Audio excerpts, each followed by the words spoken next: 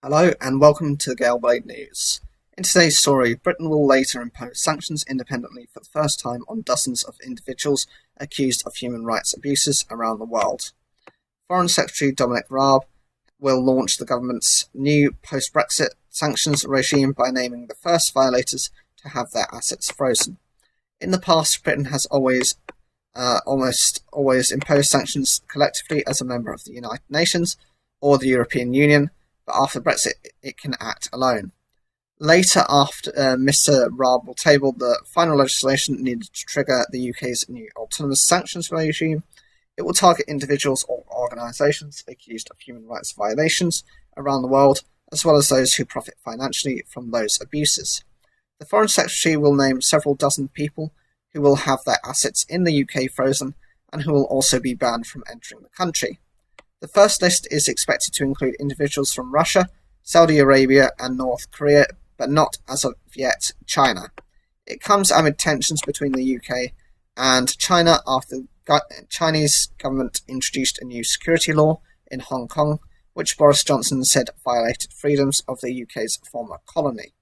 BBC diplomatic correspondent James Landale said the new sanctions regime had been long in coming, but forms a central plank of the government's foreign policy ambition to make Britain a global defender of international rules and human rights.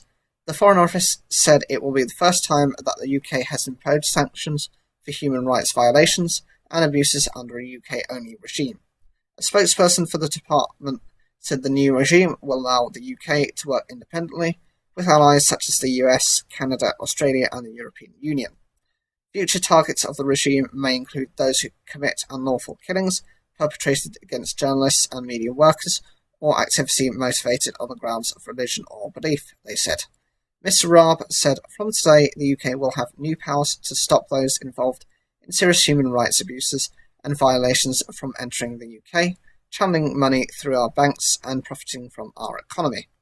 We will not let those who seek to inflict pain and destroy the lives of innocent victims benefit from what the UK has to offer." So what do you think of this new UK stance? Do you think this will actually have any impact? Of course, considering we are one small island, our voice will not be as strong as it might have been within, say, the European Union or the United Nations, as those are collective governments who are holding one voice and one overall opinion on individuals or for example, in some cases, tyrannical dictators? Or do you think actually we should give ourselves a little bit of a break and understand that actually we're more valuable than we might think we are, and that our opinions actually matter on the global stage? Whatever you think, leave comments down below. Like the video if you enjoyed it, and don't forget to subscribe.